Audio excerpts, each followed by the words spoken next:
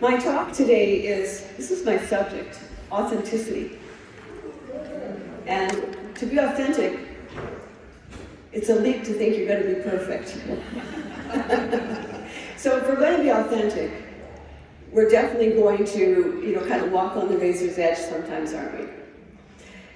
When I was giving the talk last week, I bumped into the word authentic several times, and because I was talking a bit about vulnerability, and authenticity and vulnerability kind of go together. So I declared this out loud to someone after the service, that I thought I'd talk about authenticity, and then I sort of felt I was tied to it. I actually thought now I need to figure out what I'm going to say about authenticity.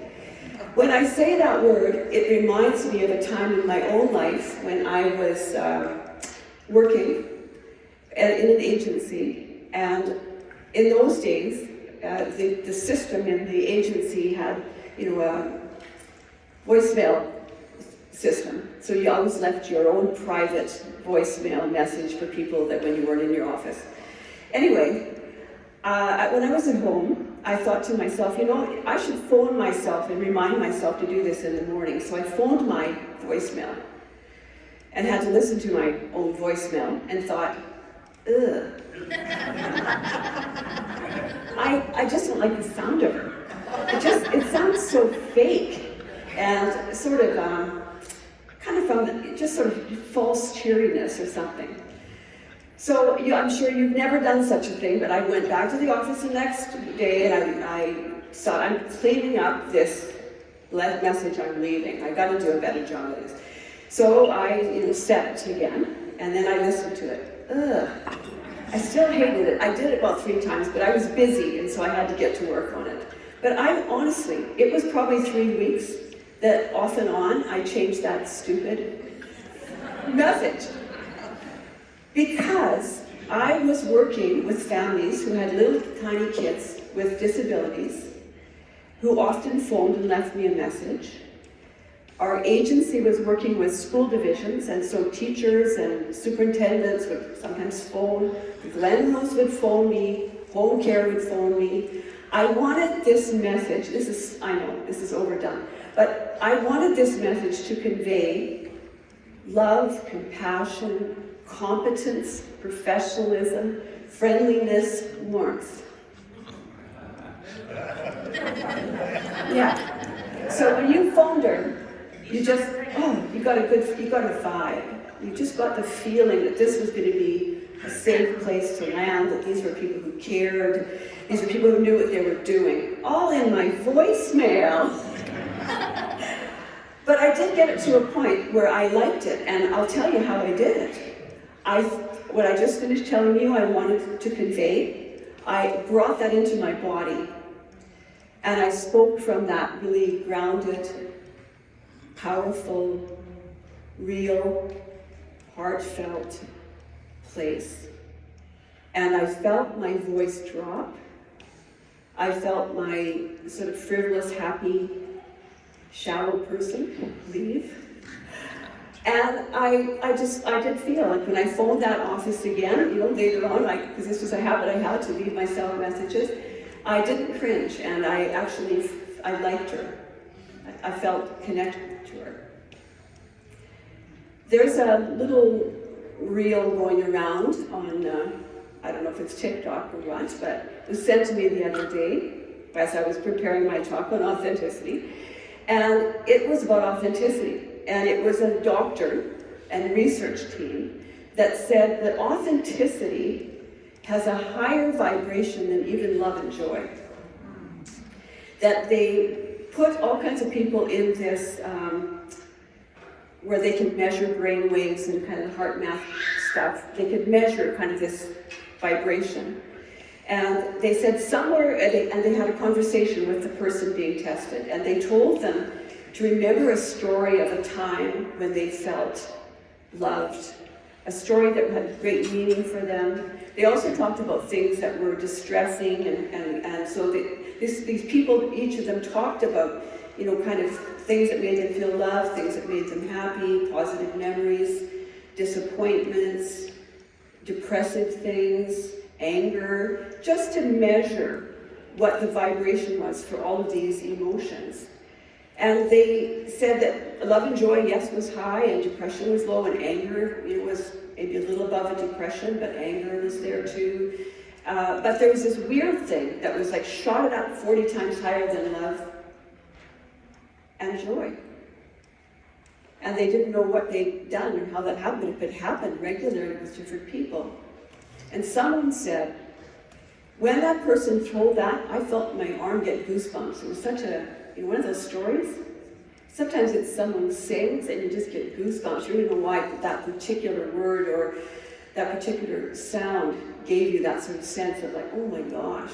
But that's what it was. It was those times throughout the person's story.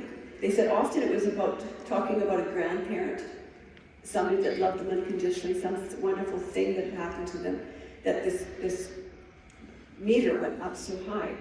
That authenticity has this really high vibration.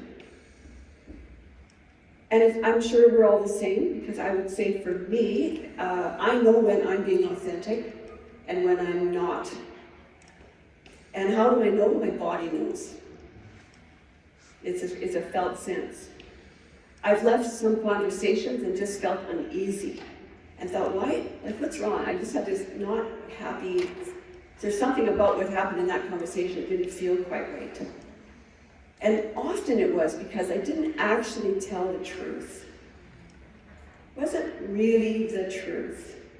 It might have been because I wanted to look good, I maybe wanted to pretend I knew, or I wanted to help them, even though what I told them actually wasn't quite how it really was. So why is it that we, at times, are very inauthentic? So I looked at the research kind of around this, and we aren't going to like it, but it says around, like really close to 100% of the time, many of us are not authentic. We are performing. That we have an image of how we think we should be, how we think we should look. The story that we tell that we think will make us look good. And our body registers that. We actually kind of feel that. And it leaves us with just a little sense of uneasiness. Spiritual practice is a practice in dropping into our authentic self, of really being grounded in the heart, to opening our body, our mind, our spirit, our soul perhaps, to really being a channel for the universal energy, for truth, peace, and love. And we can tell the times when we land in that spot. And we can tell the times that we don't. So this research talked about the fact that for some of us to be authentic is very difficult. If you're a person who lives a life where our culture does not support your choices, perhaps you're a person of color, a person of a particular religion or belief system that the general society does not necessarily all support, it's much more likely that you will present yourself as culturally close as you can, the research says. And it's for a very good reason, because it's to create safety and belonging. We all want to belong. It's a real human need. It's a very important piece. And we all really do want to be our authentic selves. To be able to speak the truth about who we love, to be able to tell the truth about our childhood, the wounds that have happened to us throughout our life, perhaps that we grew up in poverty. We'd all like to be in a culture, in a community, in a family, in a workplace, where we can show up authentically and not be a performance. So there's the performance kind of authenticity. And then there's who would you be if nobody cared at all, including you? Who would you be if you could wear your hair any way you wanted? You could, You could step out and dance when you felt like it. You could sing, even if you weren't a good singer. You could go to work and just say how you felt. And there would be no judgment. You could speak your truth about who you love. You could speak your truth about how you're feeling, what you don't want to do. All those things. Who would we be if that was what we could do? And how far away is it from how you're living your life? How far do you think you are from that person that just does what they want to do? Now, I'm talking about the good. I'm not talking about the bad and the ugly. I'm not talking about the shadow. But I am in a way, because I think it's very important for us to have done our work around where we stand on some of these things that make people hide from us and make us probably inauthentic about ourselves. It's really important for us too to know I'm a bit misogynistic, a bit leaning towards the patriarchy. I'm a bit hard on the boys when they do something that's maybe just a little on the feminine side. I'm a little bit judgmental about how people are dressed when they're dressing in accordance with their culture that's not the mainstream culture. If that's true, I'm not saying I necessarily am, but I'm in a culture where we have a lot of that going on. And sometimes we keep it quite unconscious even to ourselves. And it shows up then in funny little ways. So I think it's very important to sit with ourselves and just be brave enough to notice those pieces in ourselves that we're not very proud of, that they don't quite match our values and ideals that we espouse to the world that we have. Those times when we just don't quite tell the truth, and yet truth is one of our big values. Or where we don't quite keep our word and our intention, even though commitment and integrity is very important to us. These are some of the reasons we're not authentic, because we don't really want to own up to that, because we're afraid. We're afraid we'll judge ourselves, and we're afraid we'll be judged. If God is everywhere present and in everything, and in this too, in this soup of life, and we are in spiritual practice, which is about transformation, which is about taking that darkness, some of that shadow, and really working with it. So that when conversations come up or we feel a feeling move through our body, we are brave enough to actually feel it. Because a lot of reasons we're not authentic is because we're afraid to feel the pain. So we either immediately try to fix it, or we push it down, or we deny it. And we feel shame for it, and we sort of judge ourselves for it. But authenticity invites us to lean into it, to let it actually land in our body, to trust ourselves to be able to hold it and to stay open, to really work with ourselves and to love ourselves and to encourage ourselves when these moments happen. In the way we'd encourage a child that we loved unconditionally, that was working on growing up and becoming. So we can't always, I'm not saying we should just say whatever we want and be whatever we want to be. There's a middle ground here. So there's the I'll do anything person, or I'm completely performing person. But the adapted person has wisdom. The adapted person is aware that they've got wounds that are going to show up once in a while in a conversation and activate them. And that they might say and do things that they will feel bad about. They're aware of that. They're aware that in the workplace it's maybe not safe to say who I really am and show kind of my true colors. It's maybe not safe for me to get angry or be confrontational with my boss, even though authentically that is how I'm feeling. Because there's a wise choice in the middle, and the wise choice that I'm suggesting is, it's important that you feel you. that you don't slide away from the truth of how you're actually feeling. That we tell ourselves, okay, I can feel myself getting really angry here, and I'm going to take a breath. And authentically, I'm going to say what I think is appropriate in this moment, but I'm not playing dodgeball with how I actually feel. I recognize that's how I feel. And maybe I'll go home from work, and I'll have a cup of tea, and I'll have a hot bath, and I will let myself feel completely the angst and outrage maybe that I felt when I was at work. Because what I don't want to do is suppress that and keep it in the cells of my body for it to show up someplace over here when the boss has done that 2 or 3 times and I haven't said anything and I haven't dealt with it, and then I explode. I'm not an exploder, but I certainly worked with people where that was kind of what they were like, but they actually hadn't sort of dealt with the pain of it back here and actually felt it and worked through it and let it pass through. Some people say, let the day pass through you like the weather. You might have liked the weather, but you've released it. Because we cannot control life. We can maybe respond well to life and maybe ourselves, but we even have trouble controlling ourselves, don't we? Yeah, we do.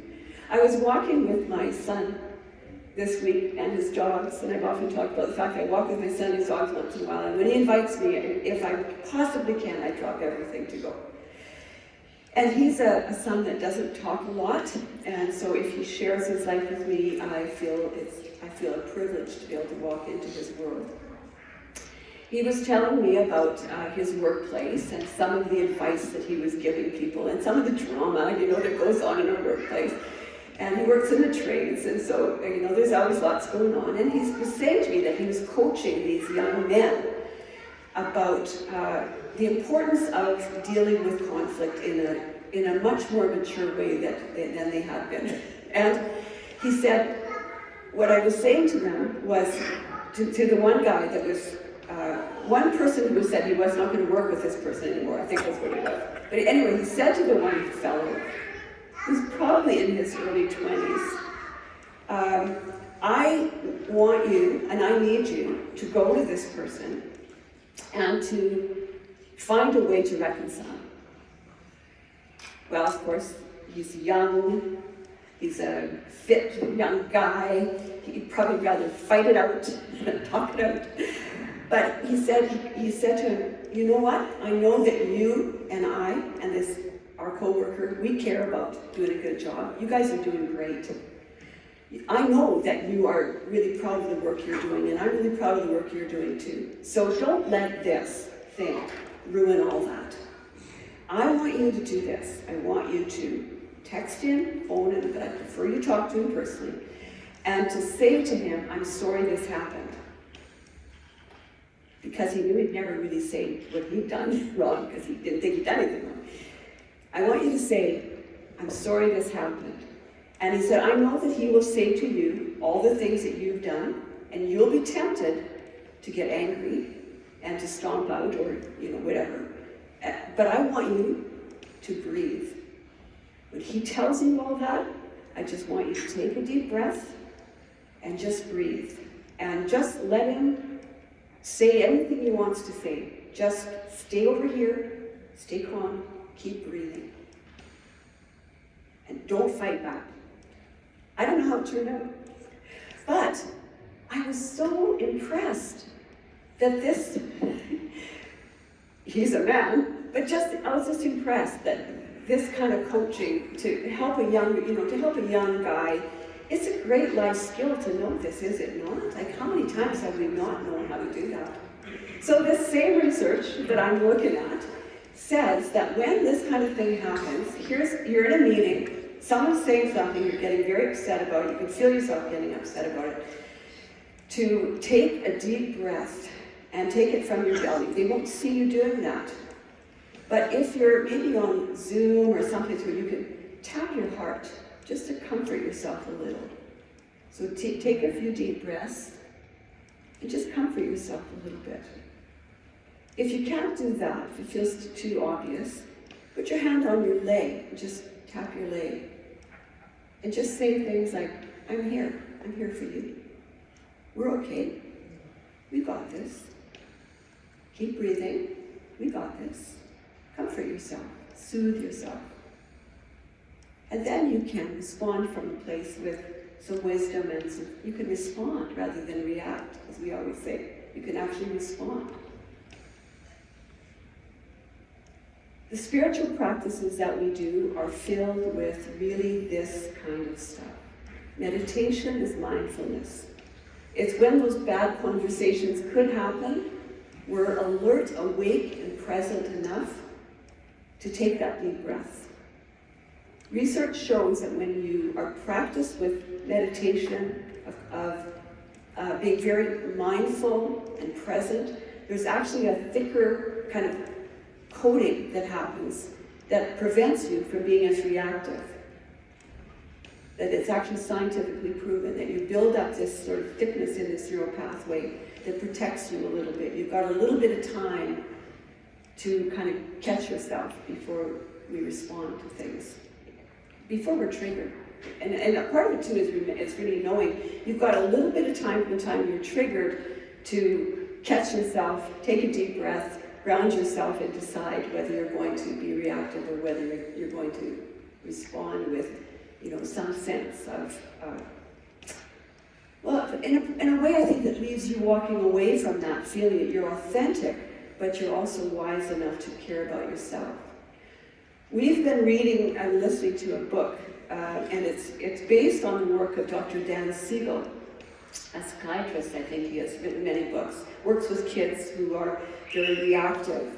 And it's about saying, be in touch with and love and have compassion for me, yourself, the me, but also be able to stay connected to the other, the we. He calls it we. So that in these moments when we are feeling judgmental and angry and a little attacking, perhaps a little ferocious, that we stay connected to ourselves, but we also leave the door open a little bit to the other. Even in a marriage, even in a love relationship, it's very easy and tempting to close the door on the other and perhaps ground ourselves, be authentic, but somehow not leave the door open. So I feel for me, that's a practice I'm willing to pick up, is I would like to be kind and compassionate to myself, but I'd also love myself to leave the door open for my partner, for whoever might be stepping on my toe a little bit. I'd like to close and be authentic about my motivation, that I'm looking after the children's programs for the center. And I say that because there's not much to look after at this point, and I'd like there to be a lot more to look after. I would like to see very young children in the room up here where Mama can go and see them. I would like the 4 to 9-year-olds, or maybe the 8-year-olds downstairs with great leadership. And I would like the 9 to 11-year-olds to be maybe over here in the solarium. And I would like the teenagers to have leadership so that the teens are learning these wonderful practices that can change your life. And I'd like to read to you the children's story of this morning to give you just a little flavor of what we're up to. This is just a typical children's story, so you can close your eyes and take a breath. Why do you think some people give you gifts? Asked Philos. Because you were born, said Bouton. Happy birthday, Philos. And Philos, whose birthday it was, gave a wide smile and carefully opened a package with a big purple bow. And there it was. The most beautiful kite Philos had ever seen. Oh, Bouton, thank you. You're welcome, said Bouton. And you know what else? I don't think the gift is the most important thing. Well, what is? I think we give gifts to remind us about the hidden treasure. What hidden treasure? Asked Philos. Is it buried somewhere? Like buried in the ground or in a treasure chest of some kind? A treasure? No, said Bouton. It's hidden somewhere you would never think to look. Is it worth a lot of money? Imagining what he might buy with it if he found it. Much, much more than money, said Boutron. Well, where is it? Is it something I can see? No, it's something you can feel inside. What kind of feelings? You know when your heart is so full of happiness and feels like a big balloon is about ready to burst, said Boutron. Yes, said Philos, watching his kite, now sailing high in the sky. Like I'm feeling right now? I like that feeling. Thank you, wind. That's it, said Boutron. That's the hidden treasure. It's feeling thankful. I feel thankful when the birds sing, said Philos. I feel thankful for the smell of grass in the summer, said Boutron. I feel thankful for the sun every morning, said Philos. I feel thankful for jelly sandwiches, Boutron said, and my pet, Kitty. Thank you, planet Earth, said Philos, for giving us water, food, for being a home to so many different people and animals. Thank you. Thank you, ears, said Boutron. You let me hear music. Thank you, eyes. You let me see a rainbow. I think we found the hidden treasure, said Philos. There's always something to be thankful for, said Boutron. It makes my heart feel good, said Philos, just to say thank you for everything. You know, Philos, the best gift I ever received was having a friend like you. Thank you, thank you. I'm glad you were born, said his friend Philos.